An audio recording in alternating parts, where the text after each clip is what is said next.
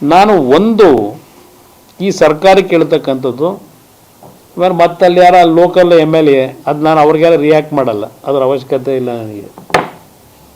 ಏಕೆಂದರೆ ಅವ್ರು ಬಂದಿರೋದೇ ಪೊಲೀಸ್ ಇಟ್ಕೊಂಡು ಜೀವನದಲ್ಲಿ. ನನ್ನ ಜೊತೆಲಿದ್ದಾಗಲೂ ದಿನಬಲಿ ಪೊಲೀಸ್ ಕೇಸಲ್ಲೇ ಇರೋರು, ಯಾವ ಪೊಲೀಸ್ ಸ್ಟೇಷನಲ್ಲೇ ಇರ್ತಿದ್ದ ಮನುಷ್ಯ. ಅವ್ರ ಬಗ್ಗೆ ನಾನು ಉತ್ತರ ಕೊಡೋಕೆ ಹೋಗೋದಿಲ್ಲ, ಅದರ ಅವಶ್ಯಕತೆ ಇಲ್ಲ. ನಾನೇನೋ ಚಿತಾವಣೆ ಮಾಡಿಸ್ಬಿಟ್ಟು ಪಾಪ ಅವ್ರಿಗೆಲ್ಲ ಜೈಲಿಗೆ ಹೋಗಿ ಮಾಡಿಬಿಟ್ಟಿದ್ದೀನಿ ಅಂತ ಹೇಳ್ಕೊಂಡವ್ರೆ, ನಾನು ಅದಕ್ಕೆ ಉತ್ತರ ಕೊಡೋ ಅವಶ್ಯಕತೆ ಇಲ್ಲ. ನಾವು ನಮ್ಮ ಕಾರ್ಯವೇ ಅದಲ್ಲ. ಯಾರಿಗಾದರೂ ತೊಂದರೆ ಆದಾಗ ತೊಂದರೆನ ಸರಿಪಡಿಸಿ ಒಂದು ಒಳ್ಳೆ ರೀತಿಯಲ್ಲಿ ಆ ಒಂದು ಸಮಸ್ಯೆಗಳನ್ನ ಬಗೆಹರಿಸ್ತಕ್ಕಂಥ ನೇಚರಲ್ಲಿ ಬಂದಿರೋರು ನಾವು.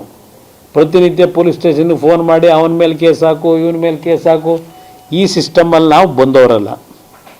ನಾನು ಒಂದು ಈ ಸರ್ಕಾರ ಕೇಳ್ತಕ್ಕಂಥದ್ದು, ಇಷ್ಟೊಂದು ನೀವು ಪ್ರತಿಷ್ಠೆ ಇಟ್ಕೊಂಡು ಅಲ್ಲಿ ಮಾಡೇ ಮಾಡ್ತೀವಿ ಅಂತಕ್ಕಂಥ ಹೊರಟಿರ್ತಕ್ಕಂಥದ್ದು ಏನಿದೆ, ಒಂದು ಈಗಿನ ಮುಖ್ಯಮಂತ್ರಿಗಳಿಗೆ ನೆನಪಿಸ್ಕೊಡ್ತೀನಿ. ಈಗಿನ ಮುಖ್ಯಮಂತ್ರಿಗೆ ಇವರು SM ಕೃಷ್ಣ ಅವರು ಮುಖ್ಯಮಂತ್ರಿ ಇದ್ದಾಗ ಅವರ ಸಚಿವ ಸಂಪುಟದಲ್ಲಿ ಮಂತ್ರಿ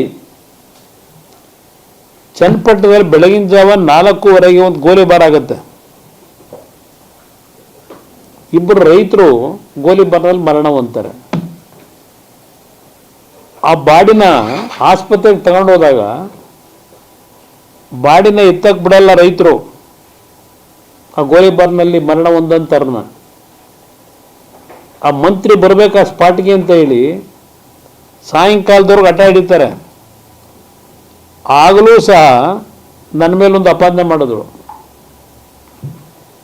ಕುಮಾರಸ್ವಾಮಿ ಅವರು, ಜನತಾದಳ, ದೇವೇಗೌಡರು ಸತ್ತಿರ್ತಕ್ಕಂಥ ಮೃತದೇಹ ಇಟ್ಕೊಂಡು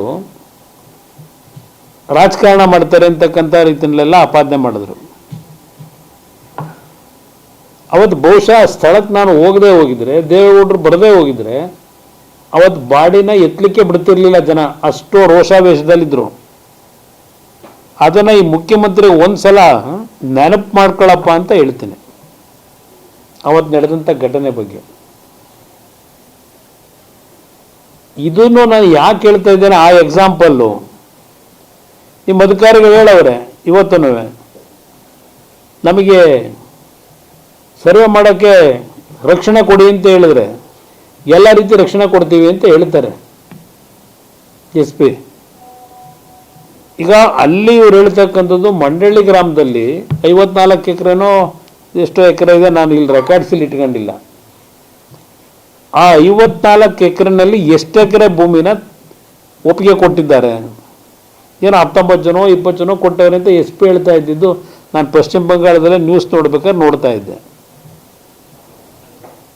ಈ 19 ಜನೋ 20 ಜನೋ ಏನು ಕೊಟ್ಟವ್ರೆ, ಕೊಡ್ತೀವಿ ಅಂತೇಳಿ ಒಪ್ಪಿಗೆ ಕೊಟ್ಟವ್ರೆ, ಯಾರ್ಯಾರ ಹೆಸರಲ್ಲಿ ಎಷ್ಟೆಷ್ಟು ಗುಂಟೆ ಭೂಮಿ, ಎಕರೆ ಕೇಳ್ತಾ ಇಲ್ಲ ನಾನು, ಎಷ್ಟೆಂಟು ಗುಂಟೆ ಭೂಮಿ ಇಟ್ಕೊಂಡಿದ್ದಾರೆ ಅವರು. ಈಗ ಕೊಡಲ್ಲ ಅಂತ ಹೇಳ್ತಕ್ಕಂಥವ್ರು ಎಷ್ಟು ಎಕರೆ ಭೂಮಿ ಇಟ್ಕೊಂಡವ್ರೆ ಕೊಡದೇ ಇರೋರು. ಆ 54 ಎಕರೆ ಅಂತ ಏನು ಹೇಳ್ತಾರೆ, ಆ 54 ಎಕರೆನಲ್ಲಿ ಒಟ್ಟು ಎಷ್ಟು ಎಕರೆ ನೀವು ಇದನ್ನ ಜನಗಳ ಲೆಕ್ಕ ಹಾಕಬೇಡಿ. ಭೂಮಿ ಮಂಡಳ್ಳಿ, ಅದೇ ನೆನ್ನೆ ಅದಕ್ಕೆ ಹೋದಾಗಲೇ ಆಗಿರೋದು ಗಲಾಟೆ. ಆ ಮಂಡಳ್ಳಿ ಗ್ರಾಮದಲ್ಲಿ ಇರ್ತಕ್ಕಂಥವ್ರಲ್ಲಿ ಏನೋ 20, 19, 22 ಅಂತ SP ಹೇಳ್ತಾ ಇದ್ದಿದ್ದು ಕೇಳಿಸ್ಕೊಂಡೆ ನಾನು TV-ನಲ್ಲಿ. ಈಗ ಅದರಲ್ಲಿ ಆ 22 ಜನದಲ್ಲಿ ಒಟ್ಟು ಎಷ್ಟು ಎಕರೆ ಭೂಮಿ ಅಂತೇಳಿ ಇನ್ನೊಂದು ಚಾನಲ್ನಲ್ಲಿನೂ ಬರ್ತಾ ಇತ್ತು, ಒಂದು ಹೆಣ್ಮಗಳು ಹೇಳ್ತಾ ಇದ್ರು. ನಮ್ಮ ಗ್ರಾಮದಲ್ಲಿ 54 ಎಕರೆ ಹೌದು ಅಕ್ವೈರ್ ಮಾಡೋಕ್ಕೆ ಬಂದಿದ್ದಾರೆ. ಅದೆಲ್ಲ 7 ಗುಂಟೆ 10 ಗುಂಟೆ ಭೂಮಿ ಇರ್ತಕ್ಕಂಥವ್ರು 19 ಜನದ್ದು ಎಲ್ಲ ಸೇರಿದ್ರು 12-13 ಎಕರೆನೋ ಆಗ್ಬೋದು, ಇಲ್ಲ 15 ಎಕರೆ ಆಗ್ಬೋದು. ಇನ್ನು ಉಳಿದಿದ್ದೆಲ್ಲ ನಮ್ಮ ಕುಟುಂಬಗಳ 5-6 ಜನ ಏನಿದ್ವಿ ನಮ್ಮ ಭೂಮಿ ಅಂತಕ್ಕಂಥ ಹೇಳ್ತಾ ಇದ್ರು. ಅಲ್ಲಿ ಪರ್ಸೆಂಟೇಜ್ ಎಲ್ಲಿಗೆ ಹೋಗುತ್ತೆ, ಏನೋ ಹೇಳ್ತಾರಲ್ಲ ಎಲ್ಲ ಕೊಟ್ಟುಬಿಟ್ಟವ್ರೆ ಅಂತ ಹೇಳಿ. ಇದು ನಡೀತಾ ಇರ್ತಕ್ಕಂಥದ್ದು. ಇದರ ಹಠಾಯಾತಿಕೆ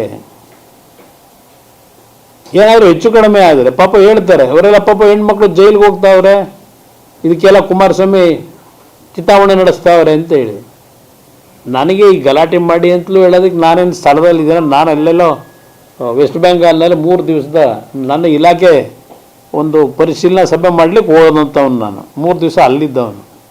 ಆಗಿದ್ದರೆ ನನ್ನ ಚಿತಾವಣೆ ಇದೆ ಅಂತ ನನ್ನ ಮೇಲೆ ಕೇಸ್ ಹಾಕಿ ತಯಾರಾಗಿದ್ದೀನಿ. ಕೇಸ್ ನನ್ನ ಮೇಲೆ ಏವನ್ ಮಾಡಬೇಕಲ್ಲ, ನಾನು ಚಿತಾವಣೆ ಮಾಡಿದರೆ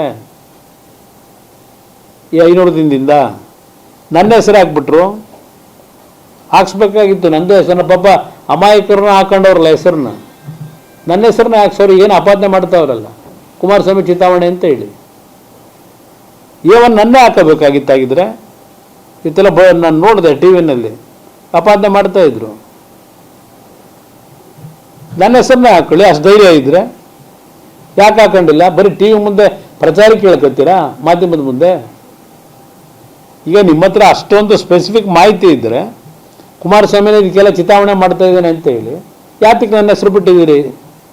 ಯಾಕೆ ಹಾಕಿಲ್ಲ?